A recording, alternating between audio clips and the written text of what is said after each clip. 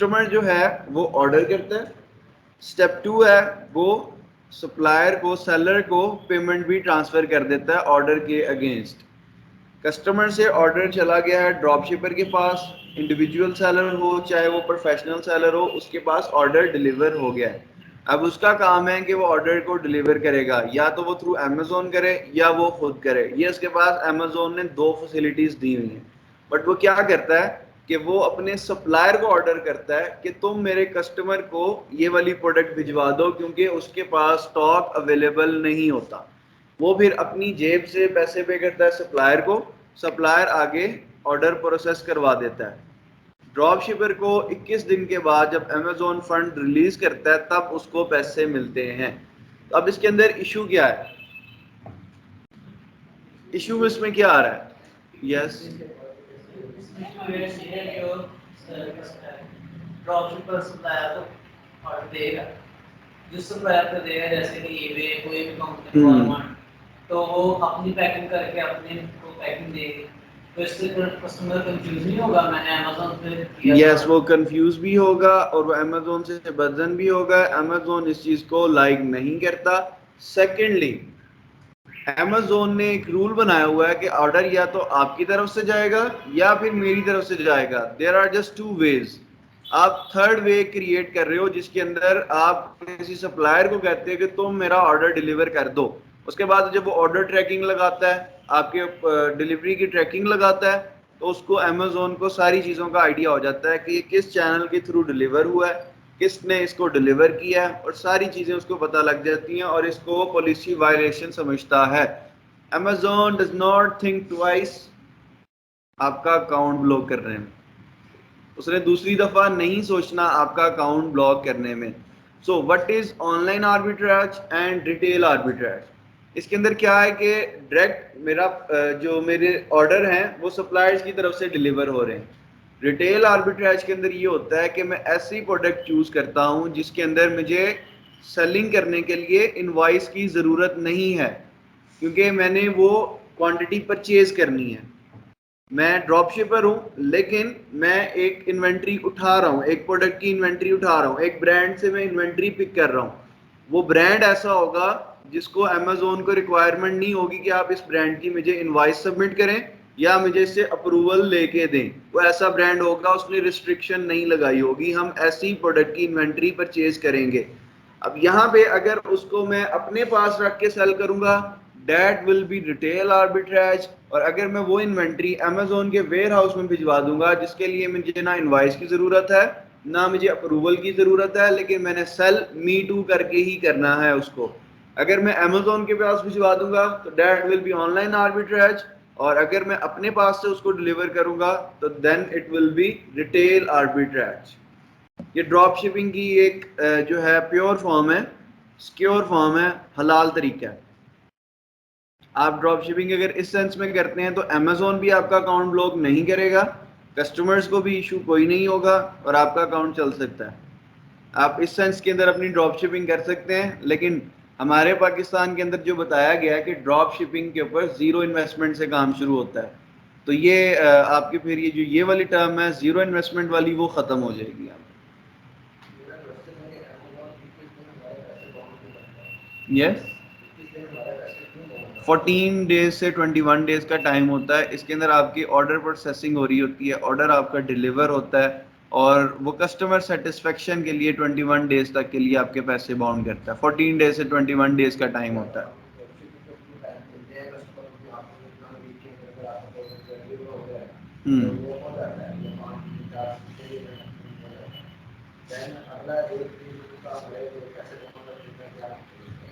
Amazon की policy है कि आप 30 डेज के अंदर अंदर कभी भी प्रोडक्ट को रिटर्न कर सकते हो।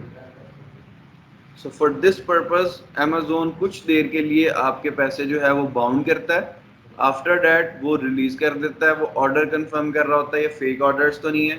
और इन सारी चीज़ों को मद्देनजर रखते हुए इसकी एक पॉलिसी है कि वो थोड़ी देर पैसे आपके नीचे लगा के रखेगा।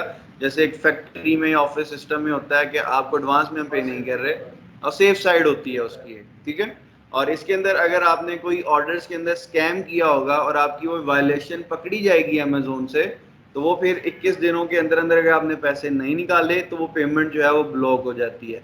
नॉर्मली 9 मंथ्स का टाइम होता है, 9 मंथ का पीरियड होता है जिसके अंदर आप वो पैसे निकलवा सकते हो आफ्टर 9 मंथ। लेकिन सम टाइम अमेजोन अगर आपको फ्रॉड केस के अंदर आपका अकाउंट ब्लॉक करे, मतलब आपकी अपनी प्रोडक्ट है, आप अपने भाई को क्या की ऑर्डर करवाई जा रहे हो, इससे क्या हो रहा है, सेल वेलोसिटी इंक्रीज हो रही है।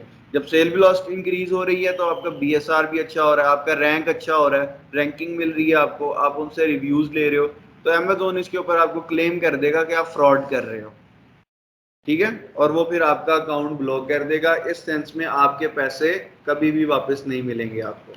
तो ड्रॉप शिपिंग के अंदर मैं आपको जो बताता हूँ, जो मेरे अभी तक नज़रों में गुजरा है, जो इस टाइम ड्रॉप शिपिंग का आगे बढ़ावा दे रहे हैं कि ड्रॉप शिपिंग करनी चाहिए, बड़ी अच्छी चीज़ है, तो कैसे करते हैं आपको एक आइडिया देने लगा। वो ड्रॉप शिपिंग का अकाउंट बनाते हैं, ऑलमोस्ट अकाउंट में 500 to $1000 लगते हैं यूएसए का अकाउंट बनाने में, अगर आप पाकिस्तानी रेजिडेंट हैं तो। उसके बाद जब उन्होंने $500 to $1000 अकाउंट के ऊपर इन्वेस्ट कर दिए हैं, उसके बाद उनकी जेब में 15-20 हज़ार डॉलर्स होते हैं। अमेजोन जो है आपको स्टार्ट के अंदर पॉलिसी वायलेशंस देता है, और उसके बाद आपको टिकट्स आपके साथ ओपन करता है, आपके साथ केस ओपन करता है, आपको कहता है कि ये चीज़ें आपके डॉक्यूमेंट्स में मिसिंग हैं, या आप ये पॉलिसी वायलेट कर रहे हैं, आप बाज आ जाएं, नहीं तो मैं आपका अकाउंट ब्लॉक कर दूंगा। इसका 3 to 4 मंथ का टाइम पीरियड है जिसमें अमेजोन आपको थोड़ा सा भी काम करने देता है। आफ्टर 3 to 4 मंथ वो आपका अकाउंट ब्लॉक कर देता है, और उनके पास 4 महीने होते हैं, उन्होंने उससे इतना पैसा कमाना होता है, वो $20,000 लगा के उन्होंने 2 नंबरी भी करनी है, उन्होंने हर चीज़ करनी है। आफ्टर 4 मंथ जब उनको पता है अब अकाउंट ब्लॉक होने वाला है, अब अमेजोन सबर नहीं करेगा, उन्होंने पैसे निकाल लेने हैं, अकाउंट ब्लॉक हो जाना है, आपको पकड़ना है, आईडी कार्ड दो, आपका यूएसए में अकाउंट बनाते हैं, आपको 2 लाख रुपया देंगे, 3 लाख रुपया देंगे, 4 लाख, आप बिलीव करें 10-10 लाख रुपया भी देते हैं सिर्फ आपके क्रीडेंशियल्स यूज करने के लिए, क्योंकि हर 4 महीने बाद उनका अकाउंट ब्लॉक होना है। और अगर एक ड्रॉप शिपर इस तरह कर रहा है ना, तो एक अकाउंट के ऊपर कभी काम नहीं करता, उसके पास 5-6 अकाउंट होते हैं, 10-12 उसने लड़के रखे होते हैं, वैसे उसके पास फॉर्च्यूनर होती है, और लेकिन ये हलाल वे नहीं है। आप पॉलिसी वायलेट कर रहे हो, बिजनेस की पॉलिसीज हैं आप वायलेट करके आप अर्निंग कर रहे हो। और इसके अंदर कुछ और भी स्कैम चलते हैं, मतलब खुद ऑर्डर्स करवा लिए, वॉलमार्ट से अगर चीज़ ली है उसको भी रिटर्न डाल दिया कि आपकी प्रोडक्ट मुझे रिसीव ही नहीं हुई, तो इस तरह करके कुछ स्कैम करते हैं। उसके बाद टैक्स नहीं यूएसए के अंदर पे करते, काफ़ी इसके अंदर डिटेल्स हैं। तो इस वजह से पाकिस्तानी मौलवियों ने भी इसको फतवे के अंदर लेके आके इसको मना कर दिया कि आप ये नहीं कर सकते, लेकिन कुछ मौलवियों ने अलाउ भी किया है कि आप ये कर सकते हैं, लेकिन इसका हलाल वे जो है आप उस तरीके से करेंगे सिर्फ। जी मिशेल, आपका क्वेश्चन क्लियर हो गया? जी सर, हो गया। ओके, ठीक है। Now we have Amazon bundles. Amazon bundle are a pack of different products in the same niche as the products that are bundled with your brand name. niche क्या होती है पता है आप लोगों को? niche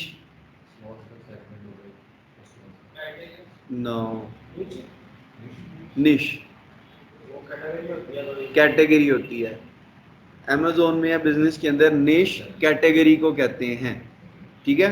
अब यहाँ पे देखें, अमेजोन बंडल होता है, पैक होता है, आप अपनी प्रोडक्ट को बंडल बना के, मतलब अगर मैं सपोज करता हूँ ये स्क्रीन में सेल कर रहा हूँ, तो इसके साथ मुझे पता है मैं अगर रिमोट भी सेल करना चाहूँ तो मैं सेपरेटली कर सकता हूँ। मैं इसका एक बंडल क्रिएट करता हूँ और इसको मैं दोनों के ऊपर अपनी ब्रांडिंग करता हूँ और इसको मैं सेल कर देता हूँ। देखिए देखें, यहाँ पे कुछ चीज़ें थी, कुछ चीज़ों के साथ उसको लगा माइक्रो SD कार्ड भी होना चाहिए, इसके साथ साथ उसने कुछ कनेक्शन के लिए कुछ उसने साथ यहाँ पे प्रोडक्ट्स ऐड कर दी, और ये चीज़ पता नहीं क्या है कि कोई गैम्बल, कोई कैमरा टाइप कुछ इस तरह की चीज़ है, उसके साथ उसने स्टैंड भी ऐड कर दिया और एक प्रॉपर बंडल बना के उसने ये चीज़ सेल कर दी। सो इस तरह आप लोग भी कर सकते हैं, लेकिन इसके लिए आपको स्ट्रेटजी चाहिए होगी। एक नॉर्मल अमेजोन जो अकाउंट होता है आप उसके ऊपर ये काम कर सकते हैं, प्रोफेशनल अकाउंट के ऊपर आप ये काम कर सकते हैं, लेकिन इसके अंदर कुछ इश्यूज होते हैं। वो इश्यूज ये होते हैं कि डिलीवरी चार्जेस बहुत ज़्यादा पड़ते हैं। जब आप बंडल के अंदर किसी चीज़ को सेल करेंगे तो उसके डिलीवरी चार्जेस, उसके स्टोरेज चार्जेस ये बहुत ज़्यादा पड़ेंगे। फिर बंडल में एक और इशू होता है कि अगर इसमें से एक भी चीज़ ख़राब हो गई या एक भी चीज़ मिसिंग हो गई, कस्टमर ने फुल ऑर्डर रिफंड करना है या रिप्लेसमेंट मांगनी है, आपका पूरा बंडल ज़ाया हो सकता है। तो इसके अंदर मोस्टली वो लोग जंप करते हैं जिनकी अपनी मैन्युफैक्चरिंग यूनिट्स होते हैं, जिनके अपने डिपार्टमेंट्स होते हैं, जिनकी अपनी शॉप्स हों, या वो खुद डिलीवरी वगैरह इन चीज़ों को डील कर रहे हैं, वो यूके या यूएसए के अंदर रह रहे हो, तो वो इन चीज़ों के ऊपर काम करते हैं। अगर आप पाकिस्तान से बैठ कर इन चीज़ों को डील करेंगे तो आपके लिए काफ़ी ज़्यादा इश्यूज क्रिएट कर सकती हैं अगर आप बंडल के अंदर किसी भी चीज़ को सेल करते हैं। तो अभी हमने अमेजोन बिजनेस मॉड्यूल्स कवर कर लिए सारे। उसके बाद आपको बताता हूँ सेलिंग मॉडल्स। ये तो बिजनेस मॉड्यूल थे, अब आपने बेचना कैसे है। There are two types of selling model. The first one is FBA and FBM। Amazon FBA सुना होगा आप सबने, Amazon FBA FBM सुना होगा। ये क्या चीज़ है? लोग इसका पूरा पूरा कोर्स अलहदा से करवा देते हैं, हालांकि इसके अंदर इतनी कोई खास टेक्निकलिटीज़ नहीं होती। मैं आपको अभी 10-15 मिनट में ये सारी चीज़ें समझा दूंगा जिसका लोग अलहदा से प्रॉपर कोर्स करवा रहे हैं। Amazon FBA fulfilment by Amazon, Amazon FBM fulfilment bye merchant. क्या समझ आ रही है? कुछ आइडिया हो रहा है आप लोगों को? क्या आइडिया हो रहा है, कौन बताएगा? उमर से पूछते हैं इस दफा।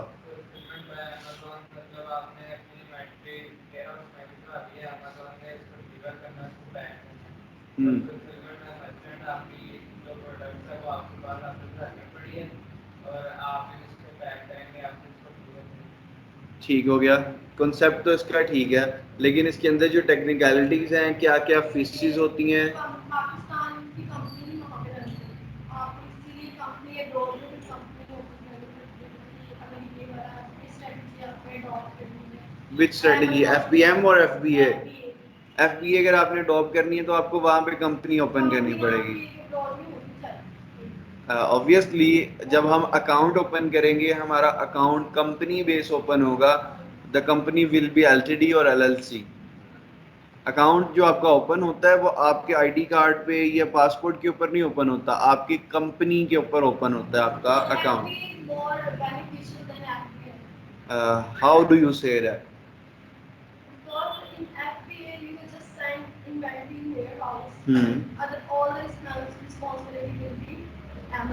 We have to pay for that. We have to pay for that. You can also pay the merchant in FBA. So it is beneficial because you just sit in home and check it after 5 or 4 hours after check and balance. You have your account and also fill your shop with inventory. So let's discuss about its pros and cons. इसके प्रॉफिटेबिलिटीज क्या हैं और इसके नुकसानात क्या हैं। FBA के और FBM के ये दोनों हम डिस्कस करते हैं, फिर उसके बाद मैं आप लोगों के ऊपर छोड़ दूंगा कि आपको क्या बेनिफिशियल लगता है। मैं सिना को लगता है कि FBA is more accurate then FBM। तो हो सकता है आप में से कोई कहे कि नहीं FBM जो है वो ज़्यादा अच्छा। चलें अब इसके ऊपर डिस्कस करते हैं कि इनकी क्या क्या टेक्निकलिटीज़ हैं। फुलफिलमेंट बाय मर्चेंट, इसके अंदर हम नॉर्मली जो यूज़ करते हैं, अभी तक की जो स्टडीज़ है, जो सेलर बिहेवियर नोटिस किया गया है, जो FBM यूज़ करता है fulfilment bye merchant. Fulfilment bye merchant मैं खुद डिलीवरी कर रहा हूँ, मेरे पास सामान पड़ा हुआ है, चाहे मेरे पास वेयर हाउस है, चाहे मेरे पास अपने घर के अंदर स्टोर है, मैं अपने खुद डिलीवर करूंगा। मैं खुद जाके या तो कोरियर सर्विस पे ड्रॉप करूंगा या कोरियर सर्विस की गाड़ी मेरे घर आएगी और सामान पिक करके लेके जाएगी। That is fulfilment bye merchant. अब इसके अंदर क्या होता है, यू सेल हैवी, बल्कि और ओवरसाइज्ड प्रोडक्ट्स। इसके अंदर आप हैवी प्रोडक्ट्स को सेल करेंगे। हैवी प्रोडक्ट्स मतलब क्या मतलब होगा इससे? वेट वाइज हैवी होंगी, ओके। इसके बाद बल्कि ज्यादा होंगी, क्वांटिटी में ज्यादा होंगी, या हो सकता है कि डायमेंशन उनकी ज्यादा हो। ओवर साइज प्रोडक्ट, सपोज, अच्छा चले ओवर साइज प्रोडक्ट की कोई एग्जांपल दें। एग्जांपल जो एक्सेप्टेबल हो। अभी किसी ने रेफ्रिजरेटर कहा था, वो नहीं बोलना। Yes, dining table, no, too much over size, normal over size. Yes, specific dimension. देखिए रेफ्रिजरेटर को मैंने मना किया तो डाइनिंग टेबल उससे भी बड़ा होता है। यस, चेयर्स, सोफाज, ये स्क्रीन्स, कुछ इस तरह की चीज़ें कुछ फर्नीचर के अंदर आ जाती हैं, कुछ टूल्स होते हैं, कुछ टूल्स इस तरह के आ जाते हैं, और छोटा फ्रिज हो सकता है। छोटा फ्रिज आप इस तरह जो FBM कर सकते हैं, लेकिन इस तरह की चीज़ें आप फर्नीचर वगैरह को, जो कि अगर मैं इसको अलग-अलग करूँ तो पार्ट के अंदर भी इसको, रेफ्रिजरेटर भी होता है, वो भी सेल होता है। आपने अक्सर मूवीज वगैरह में शॉर्ट क्लिप्स के अंदर देखा होगा कि वो एक ट्रॉली के अंदर उन्होंने अमेजोन का बॉक्स रखा होता है, लेके जा रहे होते हैं डिलीवर करने, और तो उठाते हैं, नीचे से फ्रिज निकलता है, कुछ इस तरह की चीज़ निकलती है, तो वो भी सेल होते हैं। बट यहाँ पे अभी हम बात कर रहे हैं नॉर्मल सेलर्स की। तो यहाँ पे चेयर हो सकती है, कुछ फर्नीचर हो सकता है, स्क्रीन आप सेल कर सकते हैं, कुछ इस तरह की चीज़ें, that will be oversized. Normal products क्या होंगी, वो इनकी इतनी डायमेंशन होगी, इतनी होगी, इतनी होगी, इससे ज़्यादा नहीं होगी। नॉर्मल प्रोडक्ट्स जो अगर आप ज़्यादातर अमेजोन के ऊपर देखें तो वो इससे ज़्यादा की नहीं होती। अच्छा, अब ये हम हैवी, बल्कि और ओवर साइज प्रोडक्ट अमेजोन के थ्रू क्यों नहीं डिलीवर करवा सकते? जी, टूटने के चांसेस हो सकते हैं। इन्होंने कहा चार्ज ज़्यादा लगेंगे, आप क्या कह रही हैं? नहीं, यस, लूटने के चार्ज, अगर टूटने के चांसेस टूटने के चांसेस, ये किसी ने सुना हुआ है? अगर आपकी इन्वेंट्री अमेजोन के वेयर हाउस से मिसप्लेस होती है तो अमेजोन उस चीज का आपको पे करेगा। यस, वो रिस्पॉन्सिबल है। जब एक दफा काउंटिंग के अंदर आपने, जब अमेजोन को अपनी इन्वेंट्री भेजनी है ना, आप पे ये बॉक्स है, इस बॉक्स के ऊपर लेबल लगा हुआ है कि इतनी प्रोडक्ट्स इसके अंदर पड़ी हुई हैं, इसका साइज क्या है, इसका वेट क्या है, कितने बॉक्सेस हैं, हर चीज उस लेबल के ऊपर प्रिंट हुई हुई है। तो फिर जब अमेजोन के पास जाएगा तो अमेजोन उसको वेरीफाई करके आपकी इन्वेंट्री लाइव कर देगा। फिर अगर उसमें से कोई भी चीज़ मिसप्लेस होती है तो वो ऑटोमेटिकली अमेजोन उस चीज़ का आपको पे करता है।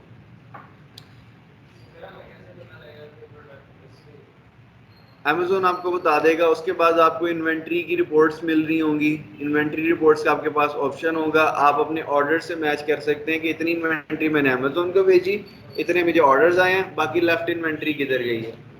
ठीक है, यस। किस चीज़ की?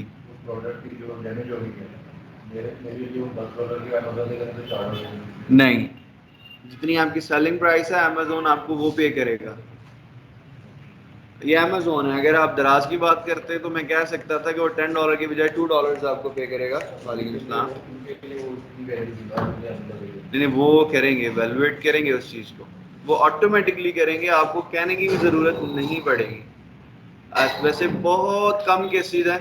अगर आपकी प्रोडक्ट ऐसी ग्लास प्रोडक्ट है या फिर इस तरह की फ्रजाइल प्रोडक्ट है जो कि इजीली ब्रेकेबल होती है, जैसे आप अगर अंडे बेच रहे हैं तो अंडे तो यार टूट ही जाएंगे।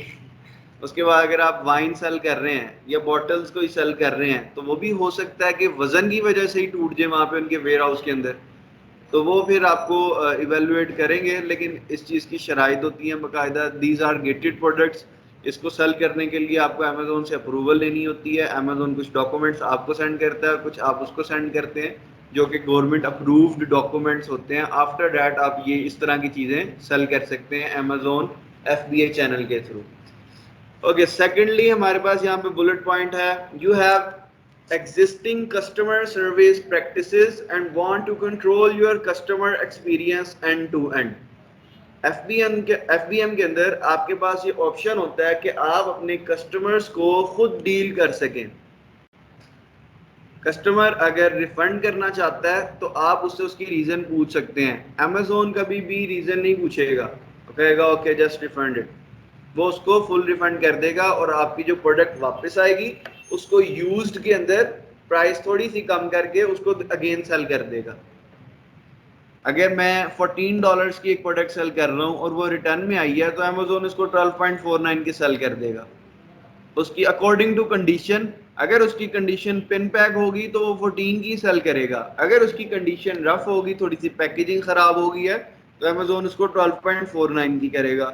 जबकि अगर मेरे पास कस्टमर सर्विस है तो अगर मुझे कस्टमर कहता है मुझे ये प्रोडक्ट पसंद नहीं आई, अमेजोन ने तो फौरन वापस मंगवा ली, और वापसी के पैसे कौन पे कर रहा है? अमेजोन पे कर रहा है। जबकि अमेजोन की ये पॉलिसी है कि अगर आप कस्टमर से पैसे दिलवाना चाहें, अगर वो विदाउट एनी रीजन सिर्फ ये कह के वापस कर रहा है कि पसंद नहीं आई, तो वापसी का लेबल वो कस्टमर पे करेगा। तो जबकि FBA के अंदर ऐसा नहीं होता। FBM के अंदर आपके पास ये ऑप्शन होता है कि आप उसे कहें कि ठीक है, अगर तुम ये पिन पैक पोजीशन के अंदर मुझे वापस करते हो, देन मैं इसको रिटर्न भी कर लूंगा, लेकिन वापसी का लेबल अगेन तुम्हें पे करना पड़ेगा। यहाँ से आपका नुकसान नहीं होगा, आपके पास इन्वेंट्री आएगी, आप उसकी पैकेजिंग चेंज करके उसको दोबारा भी सेल कर सकते हैं फुल प्राइस के अंदर। इसके अलावा और क्या क्या ऑप्शंस आपको मिलते हैं कस्टमर सर्विस के? ये रिफंड की तो एक बात होगी, इसके अलावा अगर वो कहे कि डैमेज, आपने मुझे डैमेज प्रोडक्ट भेजी है, तो अमेजोन क्या करेगा? ओके, वापस भेज दो, और उसको उस इन्वेंट्री को वो साइड पे कर देगा, आपको बता देगा कि ये पीस आपका डैमेज निकला है और ये आपका पीस साइड पे हो गया, ये ना दोबारा यूज में सेल होगा ना न्यू में सेल होगा। जबकि अगर आप खुद इसको चेक कर रहे होगे, कस्टमर सर्विस को खुद मैनेज कर रहे होगे, तो आप उसको कह सकते हैं जब मैंने ये प्रोडक्ट भेजी थी, ये देखिए ये प्रीवियस उसकी पिक्चर है, ये उसके बाद आपको डिलीवर हुई है, डिलीवर के बाद क्या हुआ है आप वो बताएं। या तो ये डिलीवरी सर्विस की तरफ से इशू आया या फिर ये आपकी तरफ से इशू आया। डिलीवरी सर्विस से जब बात करेंगे, डिलीवरी सर्विस वाले पिक्चर निकाल के दिखाएंगे, सर ये लास्ट हमने ऐसे डिलीवर की थी, आप पकड़ लिया कि ये उस बंदे ने खुद से इशू क्रिएट किया। अब आपसे कोई कैमरा लेके जाए, शादी में फुल एंजॉय करे, वापसी आके रिटर्न कर दे क्योंकि पॉलिसी है 30 डेज रिटर्न की, ऐसे तो नहीं होगा। अगला बंदा फुल सेटिस्फेक्शन करेगा कि ये कैमरा सही है, इसके अंदर कोई इशू तो नहीं हुआ, इसने अगर यूज किया है तो वो फिर उस हिसाब से उसको डील करेगा। तो ये प्रैक्टिस अगर आपके पास है कस्टमर सर्विस की, तो देन आप इसको खुद डील कर सकते हैं FBM में। अगर आप ये वाला ऑप्शन यूज करना चाहते हैं कि मैं कस्टमर सर्विस खुद दूंगा, तो आप FBM कर सकते हैं।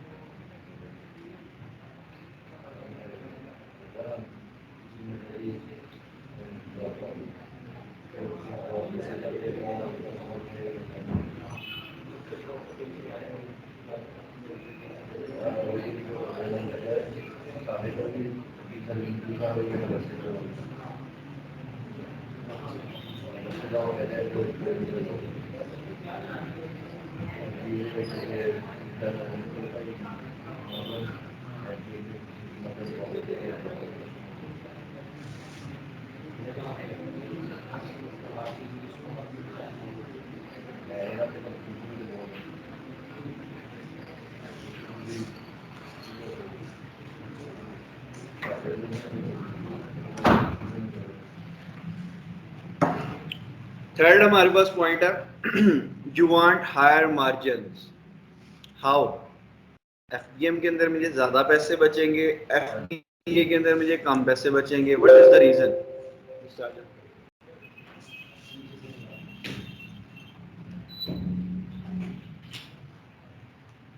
What is the reason? ऐसे क्यों होगा कि FBM के अंदर मुझे ज्यादा पैसे बच रहे हैं जबकि FBA के अंदर मुझे कम पैसे बच रहे हैं? अमेजोन को किस लिए पे कर रहे हैं? डिलीवरी, तो डिलीवरी हमने भी तो करनी है।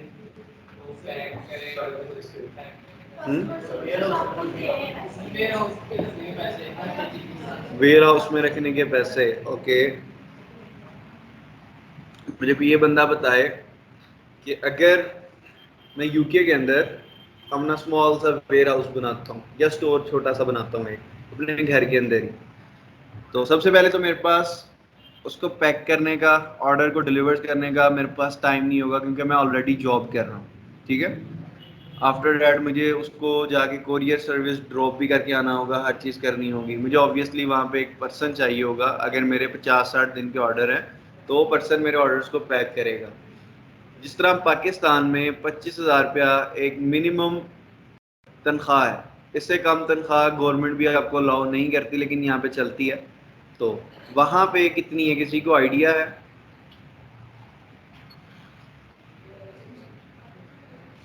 किसी को आइडिया नहीं है? गेस कर लें। ऑलमोस्ट $1,300 वहाँ के मिनिमम वेजेस हैं।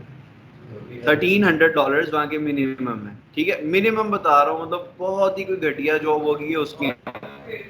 यस, नहीं, ये आपको सबसे मिनिमम वाली फील्ड का बता रहा हूँ।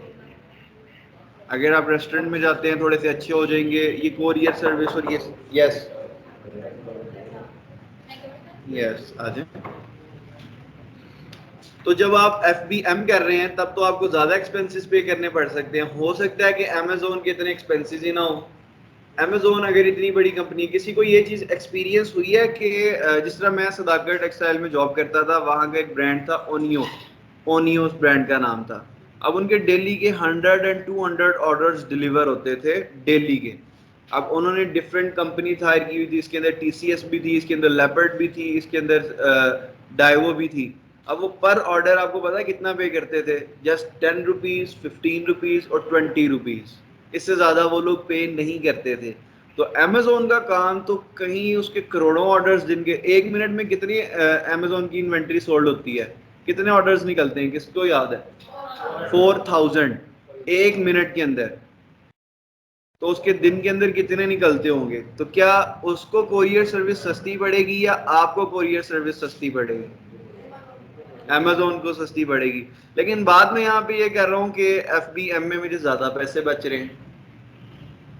FBM में ना शिपमेंट की परमिशन दे देता है अमेज़न, वो आपकी शिपमेंट में हेल्प करता है। नो, इसके अंदर अमेजोन हमसे इन्वेंट्री चार्जेस ले रहा है, FBA स्टोरेज फी ले रहा है, और देन वो डिलीवरी फी ले रहा है आपसे। ये तीनों फी मिला के कस्टमर सर्विस की भी इसके अंदर इंक्लूड होती है और वो ज़्यादा हो जाती है। जबकि यहाँ पे आप क्या कर रहे हैं? कस्टमर सर्विस भी खुद मैनेज कर रहे हैं, डिलीवरी आप कोरियर तक ड्रॉप ऑफ करके आ रहे हैं, जिसकी वजह से आपको कम पैसे चार्ज होते हैं। और स्टोरेज फी आप अगर घर के अंदर डील कर रहे हैं तो आपको स्टोरेज फी भी नहीं पे करनी पड़े। अच्छा, मुझे अब एक और बात बताएं, अगर मैं रेजिडेंशियल एरिया के ऊपर, जहाँ पे लोग घर हैं, कॉलोनी है, वहां पे क्या मैं कोई बिजनेस कर सकता हूँ? नहीं कर सकते।